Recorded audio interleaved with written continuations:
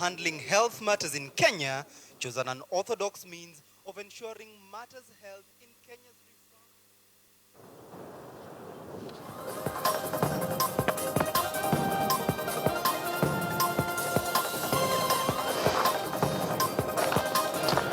Good evening from the KTN News Center. Welcome to the program on this 28th day of June 2016. Our sign language interpreter is William Silam Ben Kitili. KTN Prime begins now.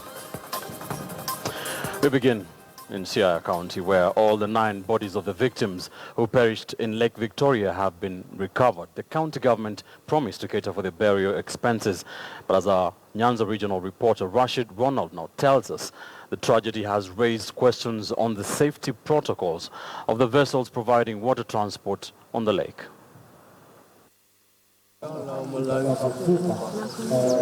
The last body arriving at the shores of Lihunda Beach, the epicenter of the tragedy.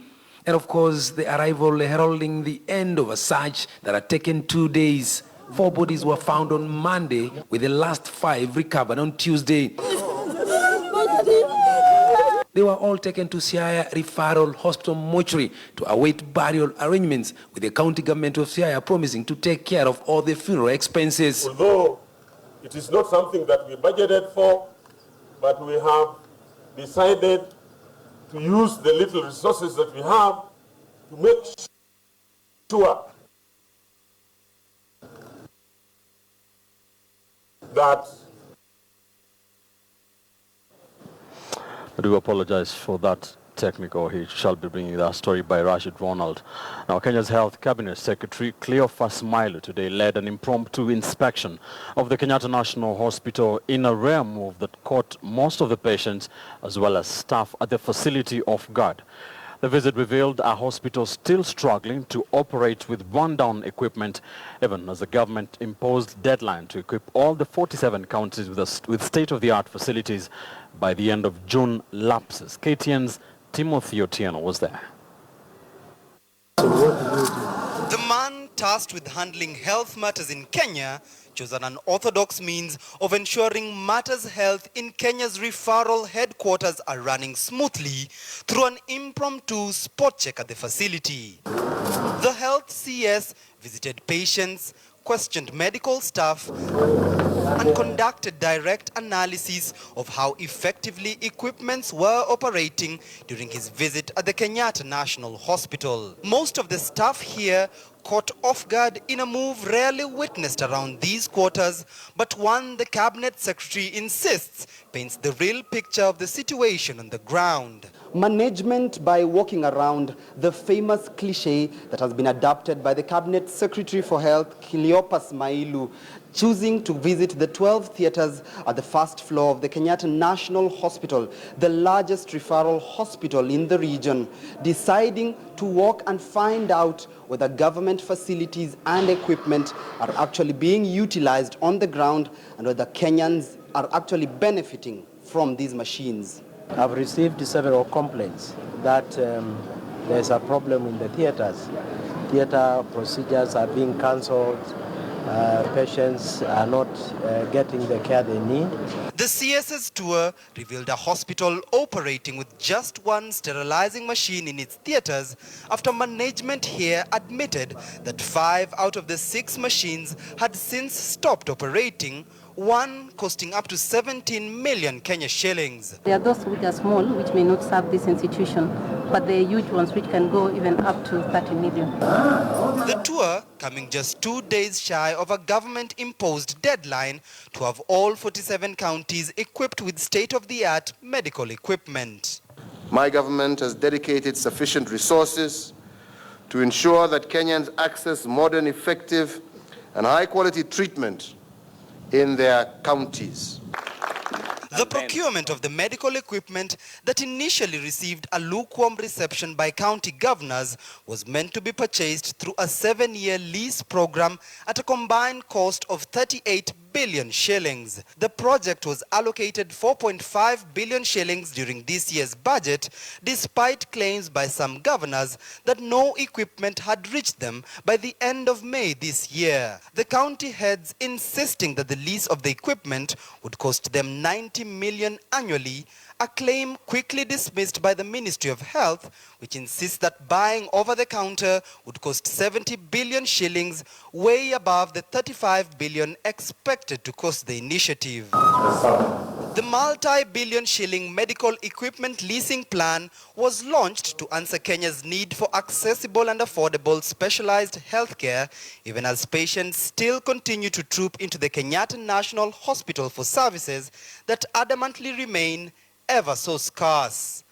Timothy Otieno, KTN News.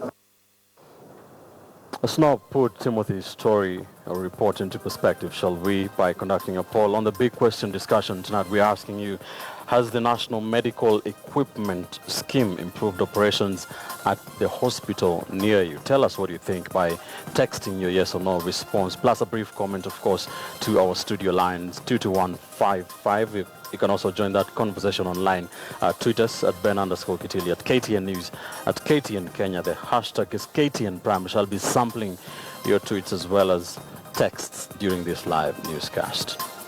So go back to our top story, to the county of Siaya, where all the 9 bodies of the victims who perished in Lake Victoria have been recovered. The county government promised to cater for the burial expenses. But as our Nyanza regional reporter Rashid Ronald reports, the tragedy has raised questions on the safety protocols of the vessels providing water transport on Lake Victoria. The last body arriving at the shores of Lihunda Beach, the epicenter of the tragedy. And of course, the arrival heralding the end of a search that had taken 2 days. 4 bodies were found on Monday, with the last 5 recovered on Tuesday. They were all taken to Siaya Referral Hospital mortuary to await burial arrangements, with the county government of Siaya promising to take care of all the funeral expenses. Although it is not something that we budgeted for, but we have decided to use the little resources that we have to make sure that the families do not dig into their pockets. But then it's emerging that the tragedy could have been avoided had all the passengers donned life-saving jackets during the ill-fated journey. And Siaya Governor Colonel Rasanga is calling on the national government to increase policing at all the beaches. Kama watu wetu wanaenda Ndeda Island, halafu they get into the boat, na wako wengi kwa hiyo boat, na hiyo boat is not even licensed. It is not the duty of county government. It is the duty of national government. We witnessed passengers from Ndeda Island arriving here in small boats, raising questions on their security, and above all, they had no life-saving jackets. The latest tragedy has, of course, brought into question the issue of security of passengers plying along the lake using the boats. And of course, a lesson that whenever you want to travel here, please use or wear a life jacket like this one. Rashid Ronald, KTN News, Lihunda Beach in the county of Siaya.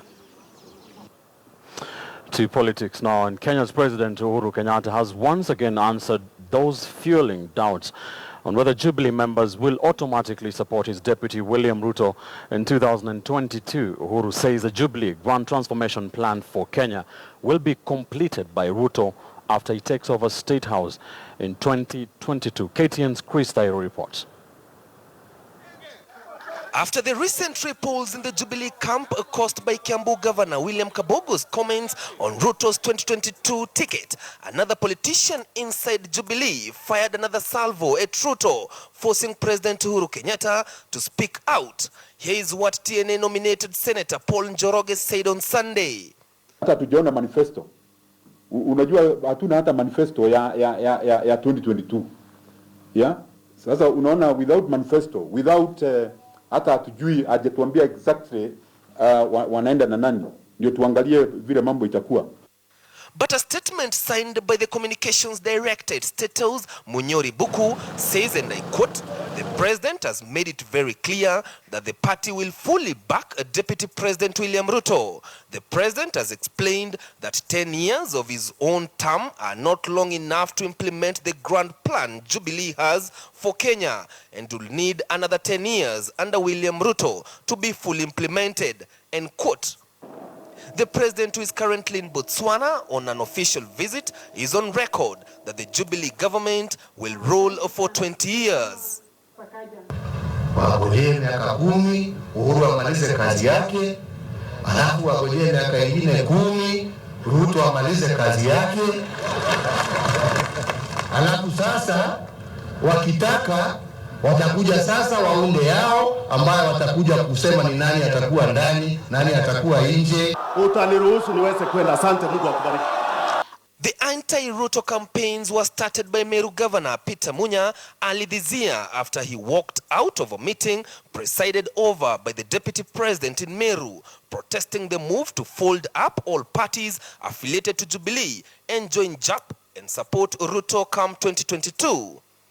Hakuna mtu hata yeyote anaweza kunisurutisha ya kwamba lazima niingie chama fulani. Then there was Kiambu Governor William Kabogo, who was accused of stating that leaders will have to meet first before endorsing Ruto. Kuna wengi wangependa kutenganisha mimi na mheshimiwa Deputy President because we are good friends. Makosa gani Kabogo amesema? Amesema huyu mtu lazima atembee kila kona na atafute mpaka apate. Iko makosa amefanya? Hiyo maneno mzuri, hiyo kura mimi nitatafuta kabisa bwana Kabogo. Hii nitafanya juu chini. However, according to politicians affiliated to Jubilee, those pushing the anti-Ruto debate are advancing their own selfish agendas. There is no circus or plot to oust or to change the formula within Jubilee. And any such plot will be countered with the greatest political force within Jubilee, because we're very clear about that. This is the time for us to speak with one voice, because we don't want to send the wrong messages to our strongholds. 2017, yeye hasimami, he's supporting our president. What else can you do for such a great man? The only thing we can do is to reciprocate when the time comes and assure him of our support in 2022. The anti-Ruto 2022 presidential campaigns seems to be gaining momentum, but with the 2017 general elections fast approaching, will the differences between Jubilee legislators affect the relationship between Uhuru and Ruto? Our real problem should be about 2017 for now. That if we are keeping on talking about 2022, we may miss the point about 2017. Because if there is no 2017 and we don't win in 2017, then there is not even that question of whether we are going to be in the same coalition or not. The Deputy President is yet to respond to the growing campaign against his 2022 presidential ambitions. Chris Dairo, KTN News. Away from Jubilee's linen, 3 schoolgirls have so far been arrested in connection with the Omobera Girls' School arson incident that occurred 3 days ago. According to the Kisii County Commissioner, Kula Hatch, police are searching for 3 others from Iterio Secondary School, still in the county of Kisii, in connection with the burning of 7 dormitories. Fred Muturi has been following that for us.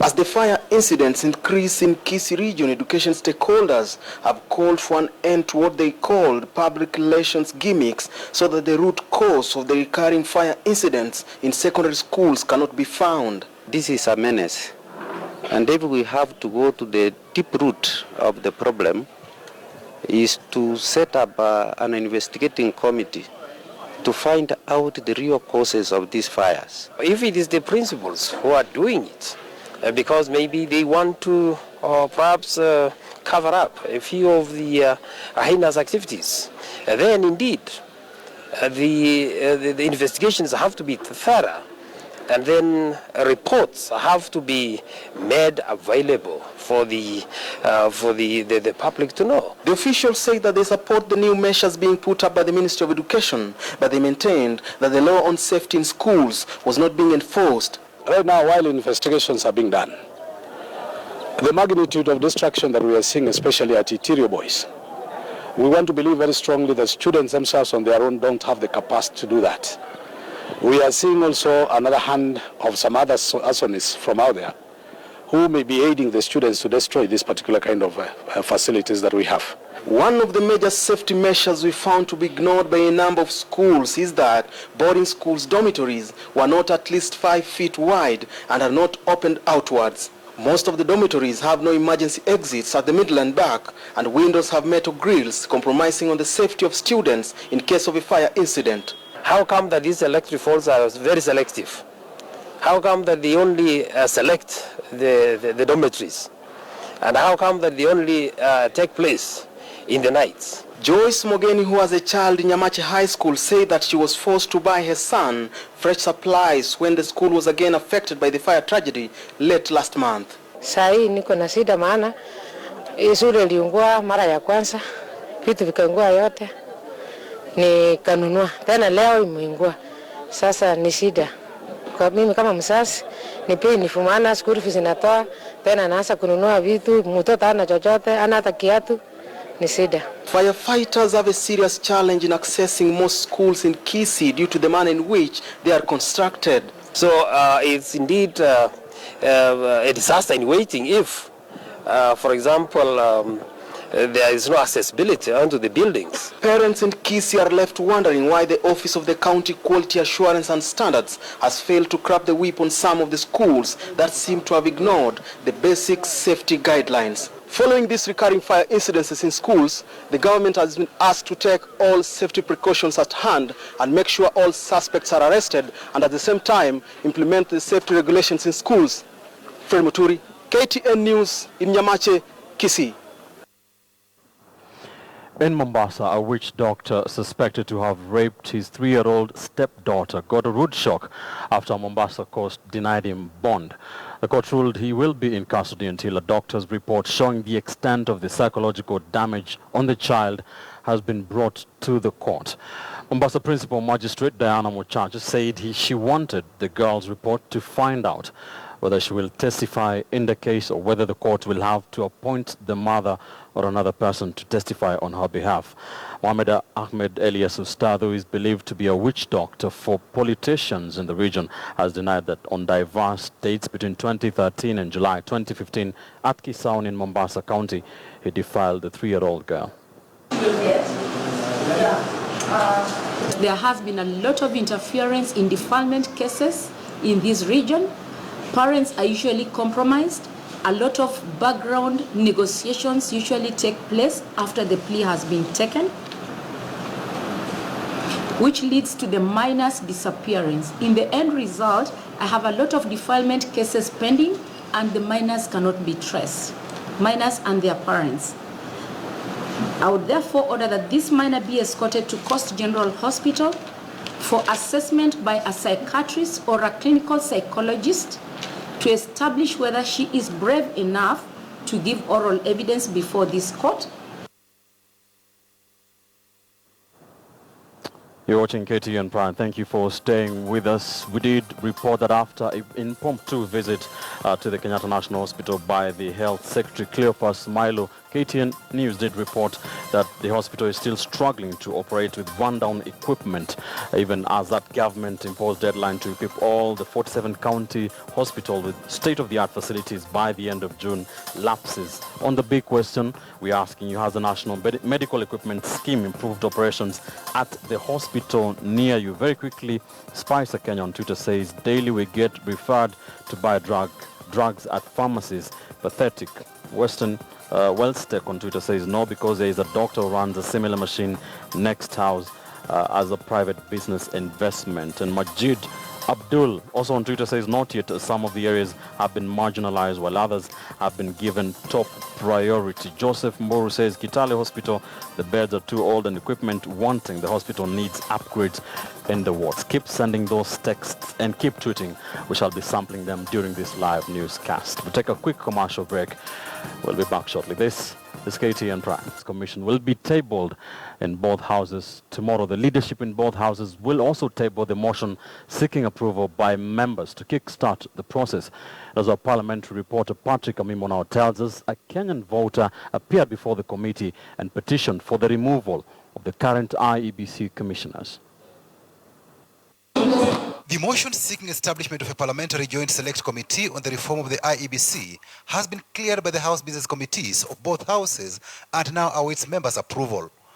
The ruling Jubilee list of 7 includes Kraitu Murungi, Beatrice Elachi, Kipchumba Murkomen, Naomi Shaban, Jimmy Angwenyi, Mahamud Muhammad, and Moses Kuria. The code team includes James Orengo, Johnson Mudhama, Boni Khalwale, Mutula Kilonzo Jr., Eseli Simiyu, Junet Mohammed, and Mishi Mboko. Boni Khalwale replaces Professor Helen Sambili, who declined the nomination, claiming her KANU party is allied to the ruling Jubilee. And even as the names head to the House for approval, a section of women lawmakers from CORD want Professor Sambili's slot to be filled by a woman for gender parity. Our coalition has been always in the forefront of supporting inclusion of gender, so we're asking that this position be filled in by another woman. The evidence I shall give before the Committee on Justice and Legal Affairs. At the National Assembly's Joint Committees on Legal Affairs and that of Constitutional Implementation, members had a petition from a Kenyan voter seeking removal of IEBC commissioners. Baraza is involved in public litigation. I have at the moment 10 cases in different courts up to the Court of Appeal. So I'm not new in the electoral matters since 1992. I've worked with different electoral commissions, but basically as a consultant. Nyukuri says the Isaac Ahmed-led team should go home due to incompetence and lack of integrity. He also wants the whole secretariat vetted afresh to ensure the August 2017 polls are free and are administered in a transparent manner. If we were to accept this petition, do you think we have time between now and August to train more personnel, managers, directors, and also commissioners with capacity? If these issues were within your knowledge since 2013, the procurement, the electoral process, the delimitation of boundaries, why is it that you waited for over 3 years for you to bring this petition now? This is the only way for them to die if they were to die. This is the only constitutional way if they were to die or to be taken home. That is it. But the other one of political machinations or dialogue or committees, that is even worse. They have even a right to move to court. And I'm sure you will not be able to challenge that. Nyukuri says IBC commissioners and secretariat bungled the 2013 polls and should not be allowed to oversee another poll. He says an evaluation report commissioned by IEBC in October 2013 after the polls exposed the commission's incompetencies. They have put in a language that shows its challenges, shortcoming. But for me, challenges and shortcoming is your incompetence because you will have done a risk assessment for that so that you don't guard those challenges and shortcomings. So they never did a risk assessment, so they must take responsibility of what they are calling challenges or shortcomings in this report. Nyukuri says the IBC boss Ezra Chiloba should also go home. But the current CEO, the reason why I have, which you still have no mandate to tell him go home, is the issue of paying 258 million minus plenary approval. In the IEBC, as far as I understand, there need to be at least 4 commissioners to sit and agree on a particular issue before you pay. The Joint Committee will grill IEBC commissioners next week. Patrick Amimo, KTN News. Also, residents of Mpuri village in the Mentis North Sub-County in the county of Meru treated themselves to a rare delicacy of elephant meat after an elephant that had gone astray was killed at a farm. The Jumbo had killed one of the residents during its rampage before it was shot dead. Officers from the Kenya Wildlife Service and the administration police had a hard time controlling the crowd armed with pangas, axes and power saws to try and cut out a piece of the jumbo. A decision to burn the dead elephant did not stop them either.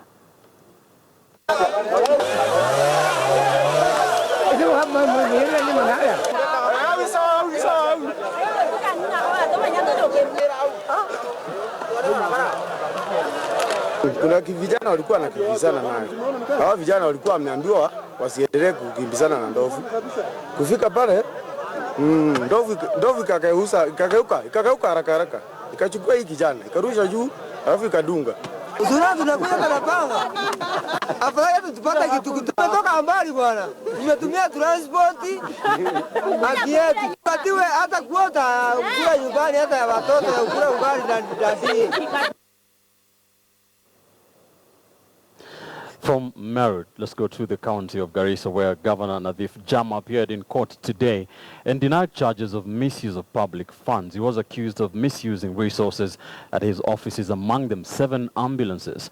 The governor's defense lawyer, Ahmed Nasir Abdullahi, pushed the prosecution to provide incontrovertible evidence that his client was engaged in corruption or wastage outside the courts. Jama told his supporters that the charges were being driven by his political rivals. The case will be heard in September this year.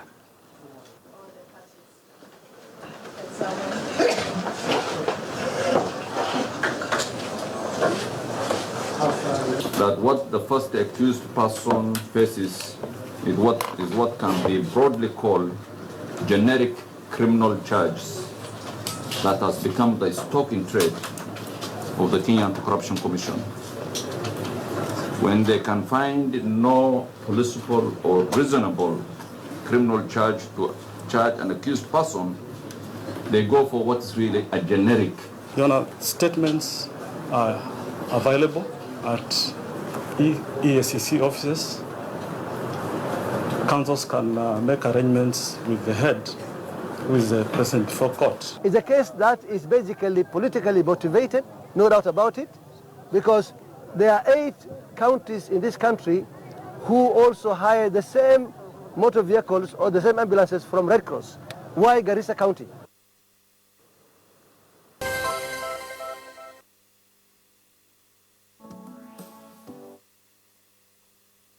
Well, let's now take a look at what's happening in the economic and corporate world. This is KTN Business.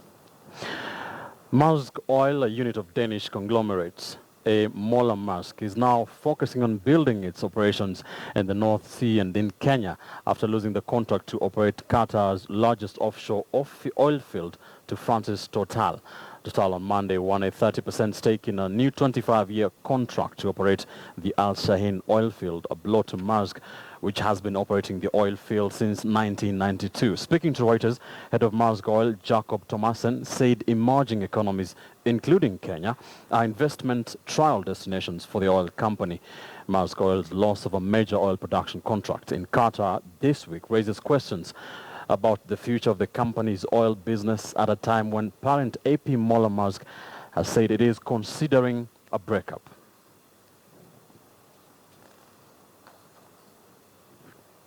Also, in a bid to improve competitiveness of the dairy sector, improve stability of milk producer prices, and understand distribution of profits along the value chain, the Kenya Dairy Board Commissioner Egerton University's Tegemeo Institute of Agriculture Policy and Development to undertake a study on the cost of milk production. Now, the study was aimed at identifying areas of intervention with a view of improving farmer and other value chain player earnings. The dairy sector has been one of the fastest growing sectors in the economy, with an average growth of over 5% per annum, and while contributing 4.5% to the country's GDP. The subsector is also a source of livelihood for approximately 1.5 million smallholder households, as well as providing indirect employment to about 1 million Kenyans, and a major source of the much-needed nutrition, as well as food security. But despite of all these benefits to the country, dairy farmers have little to smile about. The dairy sector is very attractive, and that is where our focus is on the dairy sector. We want to make it very profitable and very attractive for all of us, because we know there are challenges. Some of the challenges facing the dairy farming include poor feeds, seasonality of production, poor and inefficient dairy practices, an aging dairy farmer, high cost of inputs, and poor infrastructure. The main objectives of the survey was to estimate the cost and the profitability of milk production and identify areas of intervention to manage the cost of milk production. Those are some of the challenges that we're looking at and we want to address, and of course look at the interventions, how we can support the sector that is growing and is creating employment to this country. Some of the recommendations from the report include scrapping of feed taxes, which the government implemented during the last budget. Small-scale farmers have also been urged to employ the use of simple technologies like the chaff cutters to cut costs, while cooperatives and milk processors have been urged to reduce fees deductions to enable farmers make higher margins. Philip Keitan, KTN News. Definitely good news for Kenyan dairy farmers. And to more good news for Kenyan businessmen, a new survey shows that Kenya still ranks at the top destination for private equity funds in East Africa, closely followed by Uganda, Tanzania and Ethiopia. According to a private equity confidence survey by Deloitte, 90% of those sampled expect to invest more in East Africa in 2016 compared to 71% in 2015. The renewed investor confidence is anchored on government taking up big-ticket projects such as the standard gauge railway, the Lapsed project, as well as the upgrading of the port of Mombasa, all of which are poised to boost Kenya's competitiveness. And obviously, there's increased commitments of funds in the region. So there are a lot of Africa-focused funds that have been raised, and they do need to deploy capital because they have a limited investment horizon, and they do need to return the capital back to the capital providers. Now, in terms of deal activity, over the next 12 months, the private equity respondents said that they actually intend to invest more. So about 90% of our respondents indicated that they expect to actually invest more.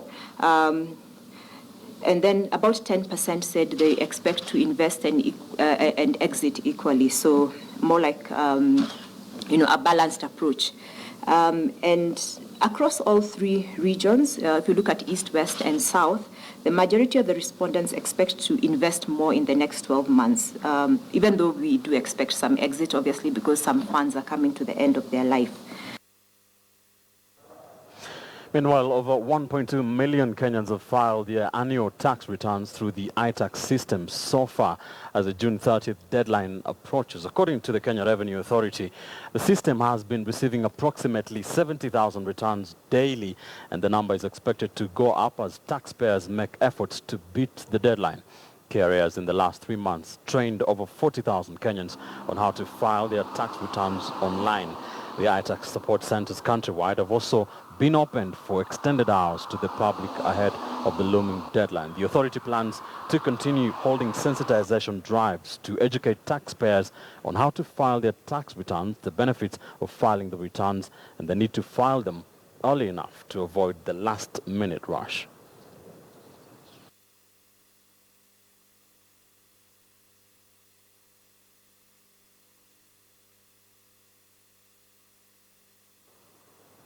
So if you haven't done that, you still have 2 days.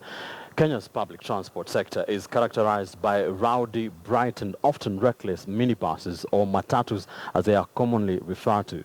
Today, the matatu culture has become an identity and an industrial and economic sector all by itself. To get just what drives it, KTN's Ashley Mazuri rode in one matatu dubbed Icebreaker and tells a tale of an ever-evolving industry. Take a look.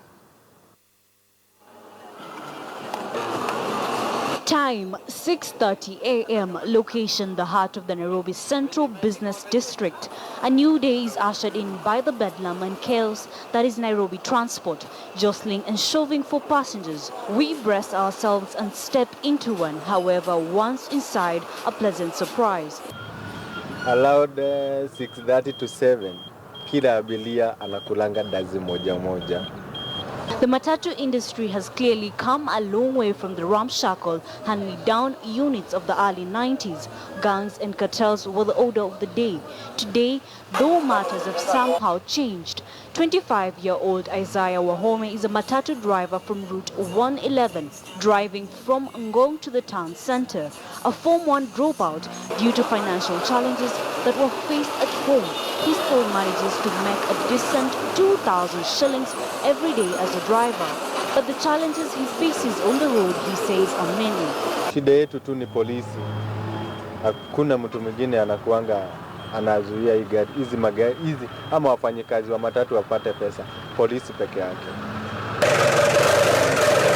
Making around 26,000 shillings a day per 33-seater bus on average, the industry faces stringent rules from the National Transport and Safety Authority that slaps a blanket suspension on all public service vehicles attached to a circle when one of them commits a traffic offense. Kanjo anaweza kushika kukule 5,000, kukule 2,000. It depends na venye mtanegotiate na yeye. This has somehow improved the safety and operations in the sector, though a lot still remains to be done. The never-ending traffic jams in Nairobi remain a challenge too, though commuters now have no reason to worry due to the technological boom that has led to Wi-Fi screens and music in the transport vessels. It's clearly a vivid departure from the matatus of old. Ashley Mazuri, KTN Business.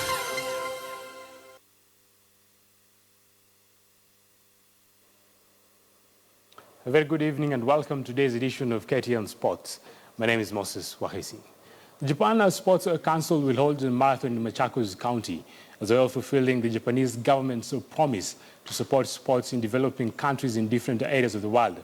And this is ahead of the Olympics and the Paralympics, which will be held in Japan in the year 2020.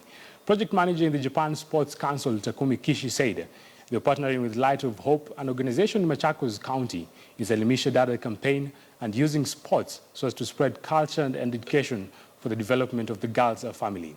As part Sports Kenya is also in the campaign urging the parents and also the different stakeholders to consider the importance of nurturing sports talent.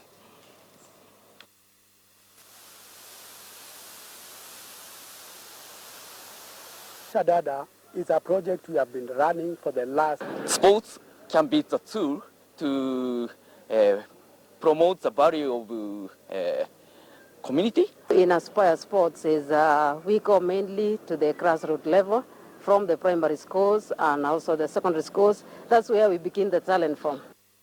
Today, the Health Secretary Cleophas Milo led an impromptu inspection of the Kenyatta National Hospital where it was reported that the hospital is still operating with rundown equipment.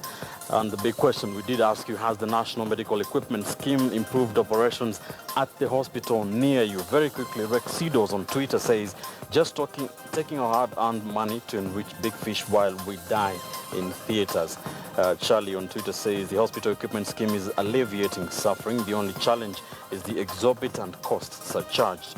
Yetua Onduati on Twitter says, yes, even if not totally, it has really tried compared to those olden days. Lipuka Makoa says, as usual, Kenyans will perpetually never want to appreciate their substantial improvement. Rome in a day, never. Makakuku says, at Rongo and Homa Bay hospitals, we even buy cotton to be used by doctors when visiting hospitals. Saida Farah on Twitter says, no, because patients are mainly referred to private facilities in order to get various tests and treatments done. And finally, one here from Kamal says, nope, no way.